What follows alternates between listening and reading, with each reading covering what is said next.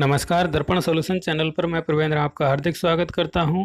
आज मैं आपके लिए लेके आया हूं शाला दर्पण पर लेटेस्ट अपडेट। और लेटेस्ट अपडेट है हरित पाठशाला संबंधित।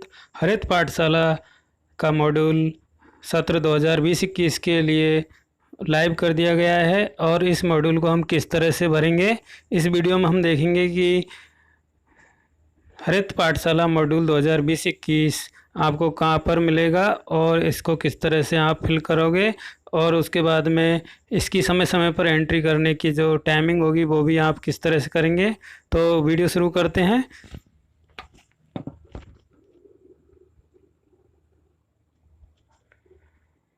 सबसे पहले हम अपने स्कूल का लॉगिन कर लेते हैं और स्कूल लॉगिन में हम यहाँ पर चलेंगे स्कूल टैब में। स्कूल टैब के अंदर हमें हरित पाठशाला दिखाई देगा। स्कूल टैब में जब हम जाएंगे स्कूल के अंदर हमें दिखाई देगा हरित पाठशाला।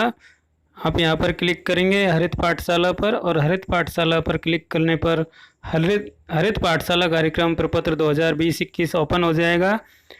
इस प्रपत्र में बहुत सारी प्रश्नावली दे रखी है, उनकी एंट्री हमें करनी है। क्या वृक्षारोपण हेतु एसएमसी एसडीएमसी की सहयोग की योजना बनाई गई है? तो योजना बनाई गई है तो हाँ पर क्लिक करेंगे। उसके बाद में विद्यालय में वृक्षारोपण कार्यक्रम हेतु नियुक्त प्रभारी नियुक्त किया गया है, अगर कर दिया गया है तो एंट्री करेंगे। और यहाँ पर ध्यान रखें कि आप ये सारी प्रोसेस करने के बाद ही एंट्री करें। एक बार नाम एंट्री हो जाने के बाद में फिर सम चेंज करने के लिए अगले उसमें सत्र में ही ओपन होगा, इसलिए आप एक बार इन चीज़ों को डिसाइड कर लें, उसके बाद ही आप इसमें एंट्री करेंगे। तो अपने स्टाफ में से जिस कर्मचारी को वृक्षारोपण प्रभारी बना गया है उसका नाम यहाँ पर सेलेक्ट कर लेंगे। क्या विद्यालय में वृक्षारोपण हेतु भूमि उपलब्ध है तो हाँ भरेंगे। उसके बाद में भूमि का विवरण, विद्यालय परिसर, खेल का मैदान, आप कहाँ पर पौधे लगाएंगे, खेल के मैदान में लगाएंगे या विद्यालय परिसर में लगाएंगे, तो विद्यालय परिसर में लगाएंगे तो विद्यालय परिसर सेलेक्ट कर लेंगे। और अगर खेल के मैदान में लगाएंगे तो खेल का मैदान सेलेक्ट कर लेंगे। उपलब्ध भूमि के आधार पर लगाए जाने वाले पौधों की संख्या, आप कितने पौधों के लिए डिसाइड किया है, 10 20 30 50 जो भी आप डिसाइड करते हैं उतने पौधे आप यहाँ पर भर दीजिए। पौधे प्राप्त करने हेतु एजेंसी या नर्सरी का निर्धारण कर लिया है तो हाँ करेंगे, नहीं किया है तो ना करेंगे। क्या पौधों की सुरक्षा की व्यवस्था की गई है? अगर की गई है तो सभी पौधों की गई है तो सभी पर क्लिक करेंगे। आंशिक की है तो आंशिक पर क्लिक करेंगे, किसी की भी नहीं तो किसी की भी नहीं पर क्लिक करेंगे। तो यहाँ पर सुरक्षा व्यवस्था हमें सभी की करनी है, क्योंकि अगर बिना सुरक्षा हम पौधे लगाएंगे तो फिर आगे उनका देखरेख कैसे करेंगे, इसलिए यहाँ पर हो सके तो सभी पौधों की सुरक्षा की व्यवस्था आप करें। क्या विद्यालय द्वारा वृक्षारोपण हेतु गड्ढे खुदवा लिए गए हैं? अगर खुदवा लिए गए हैं तो हाँ भरेंगे, नहीं खुदवाए हैं तो ना करेंगे। क्या प्रत्येक पौधे के लिए विद्यार्थी और अध्यापक का निर्धारण किया गया है? अगर आपने विद्यार्थी और अध्यापकों का निर्धारण कर लिया है तो हाँ करेंगे, और नहीं किया है तो ना करेंगे। सघन वृक्षारोपण कार्यक्रम का आयोजन किस दिनांक में करेंगे, उस दिनांक को यहाँ पर सेलेक्ट करना है। जिस दिनांक को आप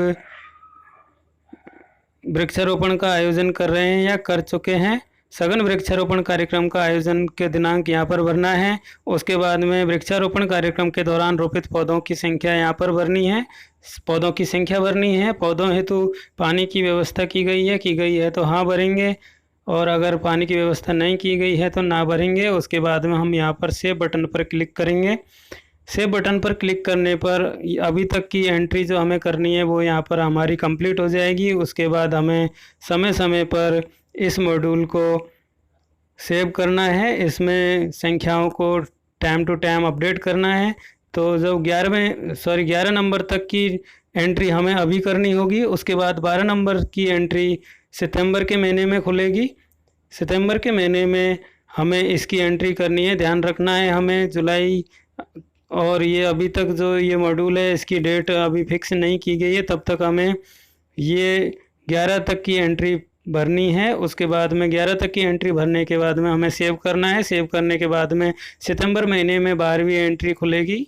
12.1 में जीवित पौधों की संख्या हमें सितंबर महीने में लिखनी होगी और सेव करना होगा।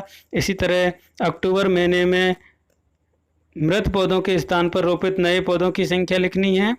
अगर पौधे मृत हो गए हैं तो उनके स्थान पर नए पौधे कितने लगाए उनकी संख्या यहाँ पर भरनी है। उसके बाद में दिसंबर माह में जीवित पौधों की संख्या भरनी है और उसके बाद में 12.4 में मार्च माह में जीवित पौधों की संख्या हमें भरनी है। इस तरह से हम इस मॉड्यूल को अपडेट करेंगे। तो अभी हमें जो एंट्री करनी है वो यहाँ तक 11 नंबर तक के ऑप्शन तक करनी है। 11 नंबर तक की एंट्री करके सेव करना है। उसके बाद में आगे की एंट्री महीने के हिसाब से करनी है। 12.1 की एंट्री सितंबर महीने में करनी है, 12.2 की एंट्री अक्टूबर महीने में करनी है और 12.3 दिसंबर महीने में करनी है, 12.4 मार्च महीने में करनी है। आपको ये ध्यान रखना है, अगर ये महीना निकल जाता है, आप ये एंट्री नहीं करते हैं तो उसके बाद में ये लॉक हो जाएगा, आप इसकी एंट्री नहीं कर पाएंगे। तो इस वीडियो के माध्यम से आपने देखा है कि किस तरह से आप हरित पाठशाला कार्यक्रम 2020-21 के प्रपत्र को ऑनलाइन कर पाएंगे। तो आशा करता हूँ आपको इस वीडियो में हरित पाठशाला कार्यक्रम प्रपत्र ऑनलाइन करने की पूरी जानकारी मिल गई होगी। अगर आपको कोई डाउट है, कोई प्रश्न है तो आप हमारे कमेंट बॉक्स में कमेंट कीजिए। मैं आपके प्रश्न का जवाब देने की पूरी कोशिश करूँगा। बहुत बहुत धन्यवाद।